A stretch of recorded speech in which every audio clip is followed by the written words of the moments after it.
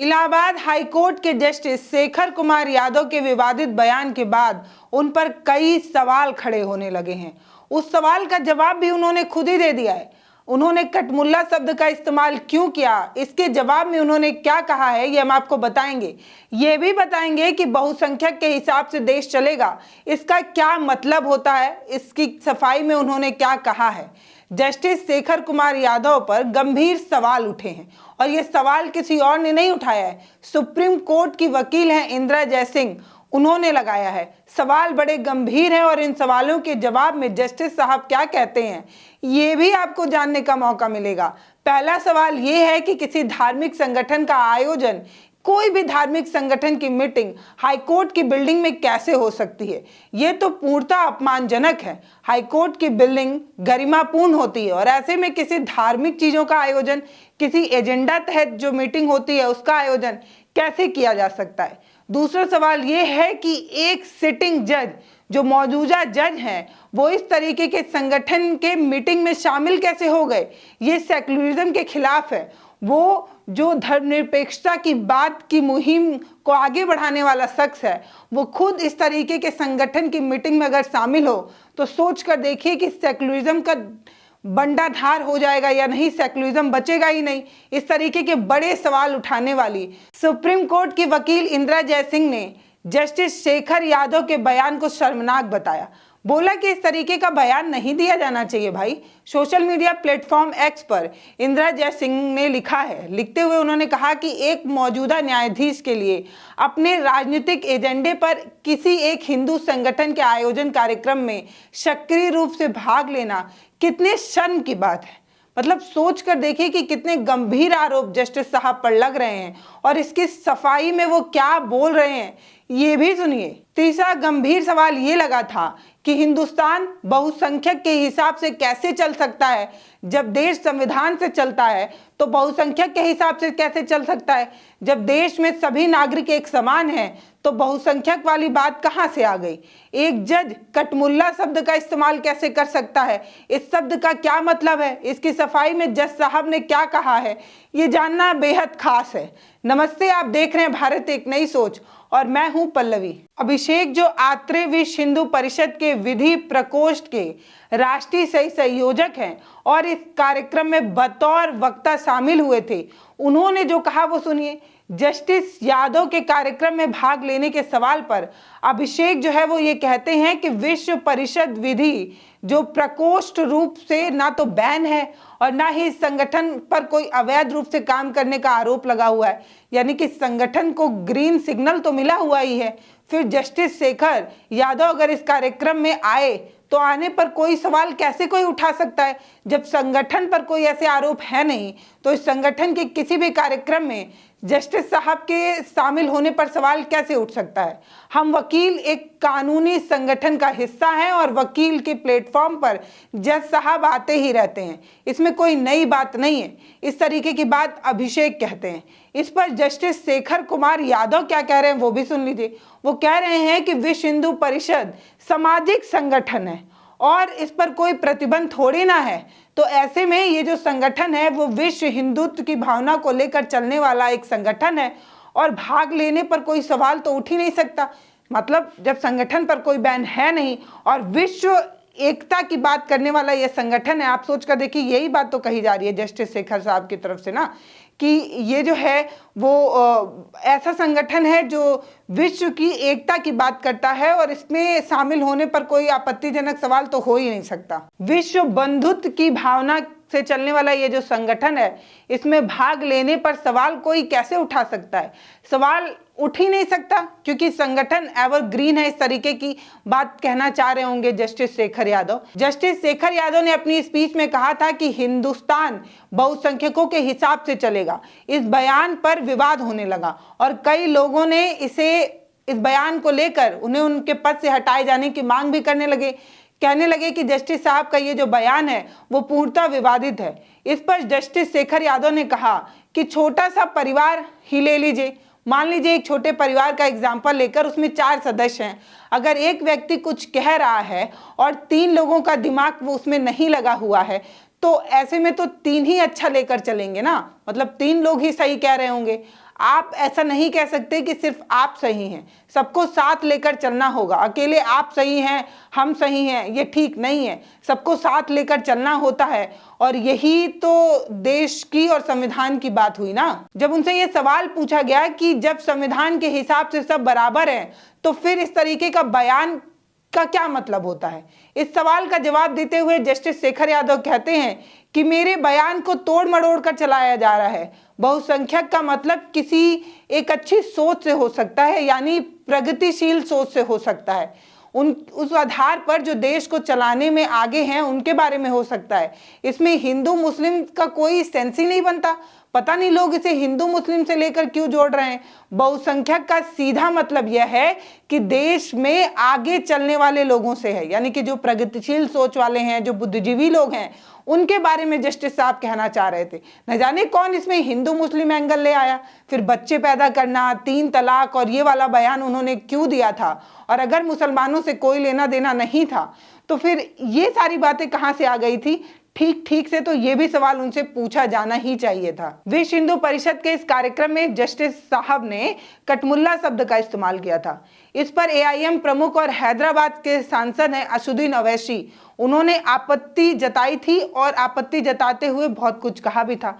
उन्होंने एक्स पर एक पोस्ट किया, न्यायिक जीवन के मूल्यों का पुनर्स्थापन 1997 का हवाला देते हुए कहा गया कि कोई न्यायाधीश सार्वजनिक बहस में शामिल नहीं होगा या राजनीतिक मामलों पर या उन मामलों पर सार्वजनिक रूप से अपने विचार व्यक्त नहीं करेगा जो लंबित हैं या जिससे न्यायिक निराधार के लिए जो उठाने की संभावना, इन सभी मुद्दों पर एक न्यायाधीश बात नहीं कर सकता। इस तरीके की बात उन्होंने की और हवाला देते हुए बताया कि ये नियम है एक जस्टिस साहब का और जस्टिस साहब ने इन नियमों को ताक पर रखा है। इस पर जस्टिस यादव कहते हैं कि कटमुल्ला तो एक प्रचलित शब्द है ना, इन शब्दों का इस्तेमाल तो हिंदुओं में भी किया जाता है।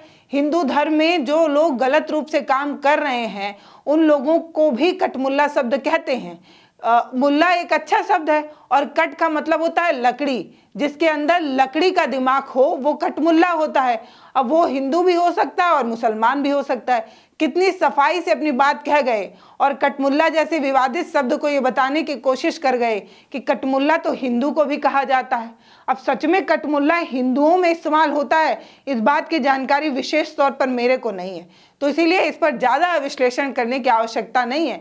बाकी आप भी विवेकशील इंसान हैं, कमेंट में कर बताइएगा कि क्या आपने इससे पहले किसी हिंदू को कटमुल्ला शब्द किसी हिंदू के लिए इस्तेमाल करते सुना है या नहीं। बाकी हम चलते हैं उनके उस बयान पर जो उन्होंने दिया था, जिसको लेकर इतना बखेड़ा हो गया है। तो उन्होंने कहा क्या था ये जानना जरूरी है। उन्होंने ये कहा कि ये कहने में मुझे कोई गुरेज नहीं है कि ये हिंदुस्तान है, हिंदुस्तान में रहने वाले बहुसंख्यकों के हिसाब से ही देश चलेगा, यही कानून है। आप यह नहीं कह सकते कि हाई कोर्ट का एक जज होने पर भी मैं ऐसा क्यों बोल रहा हूं, यानी कि बहुसंख्यक के हिसाब से देश चलेगा, इस तरीके की उन्होंने पुष्टि की थी। न्याय तो भैया बहुसंख्यक से ही चलता है। परिवार में भी देख लीजिए, समाज में भी देख लीजिए, जहां पर अधिक लोग होते हैं जो कहते हैं वही माना जाता है। ऐसे में भारत जो है उसमें बहुसंख्यक के हिसाब से हिंदू ही हुए ना, तो हिंदुओं में जो हिंदू कहेगा वही माना जाएगा, इस तरीके की बात वो कहना चाह रहे थे। जस्टिस शेखर यादव कहते हैं कि जिस नारी को हमारे यहाँ देवी का दर्जा दिया गया है उनको इतना निरादर कोई कैसे कर सकता है। आप उनका इतना निरादर नहीं कर सकते। आप ये नहीं कह सकते कि हमारे यहाँ 4 पत्नियां रखने का अधिकार है, हमारे यहाँ तो हलाला का अधिकार है। आप ये नहीं कह सकते कि 3 तलाक बोलने का हमारे पास अधिकार है। ये सब कुछ नहीं चलने वाला है और ये सब नहीं चल सकता है। जब देश में एक नियम चलना चाहिए तो एक ही नियम के हिसाब से चलना चाहिए। जस्टिस शेखर यादव ये भी कहते हैं कि कटमुल्ला देश के लिए बहुत घातक हैं। जस्टिस यादव ये कहते हैं कि जो कटमुल्ला हैं, कटमुल्ला सब तो गलत है, लेकिन मुझे ये कहने में गुरेज नहीं है क्योंकि वो देश के लिए बहुत घातक हैं। जनता को बहकाने का काम करते हैं ऐसे लोग, देश को आगे नहीं बढ़ने देना चाहते हैं ऐसे लोग। इस तरीके से इन लोगों से सावधान होने की आवश्यकता है। इस तरीके की बात उन्होंने खुले मन से कही थी। इस कार्यक्रम के दौरान उन्होंने अयोध्या में मौजूद राम मंदिर की भी बात रखी थी। उसको लेकर उनके मन में जो इच्छाएं थी वो उन्होंने बताया था। कहा था कि कभी आपने कल्पना किया था क्या कि हम राम मंदिर को अपनी आंखों से देख पाएंगे। राम मंदिर एक सपने जैसा था, उसको सामने से देख पाना कितना अद्भुत है। हमने कभी नहीं सोचा था कि हम राम मंदिर को अपनी आंखों के सामने देख पाएंगे, लेकिन हमने देखा। हम ये देख पा रहे हैं, लेकिन हमारे पूर्वज जो हैं वो तमाम बलिदान देकर चले गए, ताकि सिर्फ एक आश में, ताकि वो रामलला का एक भव्य मंदिर बनते देख पाए। लेकिन अफसोस कि वो देख नहीं पाए। उन्होंने ये भी कहा कि आज हम इसे देख रहे हैं, ये बहुत गौरव की बात है। स्पीच के आखिरी में उन्होंने कहा कि विश्वास है कि यूसीसी बिल जल्द ही आएगा और लोग इसे देख पाएंगे। यानी कि एक नागरिक समाज संहिता के हिसाब से जो कानून आना चाहिए वो जल्दी ही आएगा, इस तरीके की बात वो कहना चाह रहे थे। दिसंबर 2019 में जस्टिस यादव एडिशनल जज के रूप में उन्होंने शपथ ली थी और 26 मार्च 2021 में हाई कोर्ट में वो स्थायी जज बने थे। इतने बड़े पद पर बैठ गए, लेकिन सोच इनकी कैसी है वो इन्होंने खुद ही जग जाहिर कर दिया है। ऐसा पहली बार नहीं है जब शेखर यादव अपने बयानों के कारण चर्चाओं में आए हों। सितंबर 2021 में इन्होंने गाय को राष्ट्रीय पशु घोषित करने की भी बात कही थी।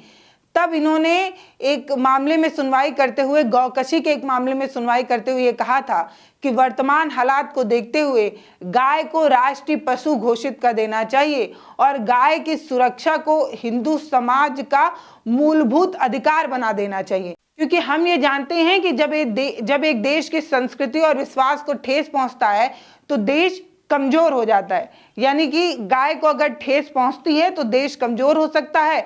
इसीलिए गाय को विशेष तौर पर सहूलियत मिलनी चाहिए और हर हिंदू की जिम्मेदारी होनी चाहिए कि वो गाय की रक्षा पर ध्यान दे। जस्टिस यादव ये भी दावा कर चुके हैं कि गाय एकमात्र ऐसा पशु है जो ऑक्सीजन छोड़ता है। बाकी गाय हमारे लिए बहुत लाभकारी होती है। गाय के घी से अगर हवन वगैरह किया जाए तो बारिश हो सकती है। इस तरीके के भी बहुत सारे बयान उनके दिए जा चुके हैं। दिसंबर 2021 में उन्होंने चुनावी रैलियों की भीड़ को देखते हुए उसे रोकने के लिए प्रधानमंत्री नरेंद्र मोदी से जुड़े भीड़ को देखते हुए वो चुनाव आयुक्त को यूपी चुनाव टालने का भी सुझाव जो है वो दे चुके हैं। बहुत सारे मामलों में ये चर्चाओं पर रह चुके हैं। इस बार उन्होंने जो बयान दिया है उसको लेकर अलग अलग तरीके से अलग अलग लोग प्रतिक्रियाएं दे रहे हैं। तृणमूल कांग्रेस की सांसद है महुआ मोहित्रा, बहुत चर्चाओं में रहती हैं, अपने बयान से विशेष तौर पर जानी जाती हैं।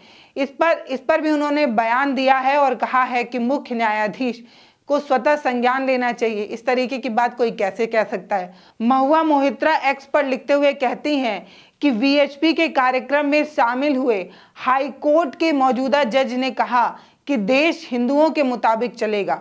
हम अपने संविधान के 75वें वर्ष का जश्न मना रहे हैं। मतलब वो सोच कर देखिए कि वो कहना चाह रही है कि 75वीं जयंती मनाई जा रही है संविधान लागू होने के, तो उसके बाद इस तरीके का बयान दिया जा रहा है। आगे वो लिखती हैं कि सुप्रीम कोर्ट माननीय जेसीआई ने क्या किसी तरीके का स्वतः संज्ञान लिया है, क्वेश्चन मार्क लगाते हुए वो सुप्रीम कोर्ट के माननीय को इशारा कर रही हैं कि इस पर स्वतः संज्ञान लिया जाना चाहिए। टीएमसी के पूर्व राज्यसभा सांसद है जवाहर सरकार, उनका कहना है कि जस्टिस शेखर यादव को अपने पद से हटा देना चाहिए। उनका ये जो बयान है वो बिल्कुल सही नहीं है।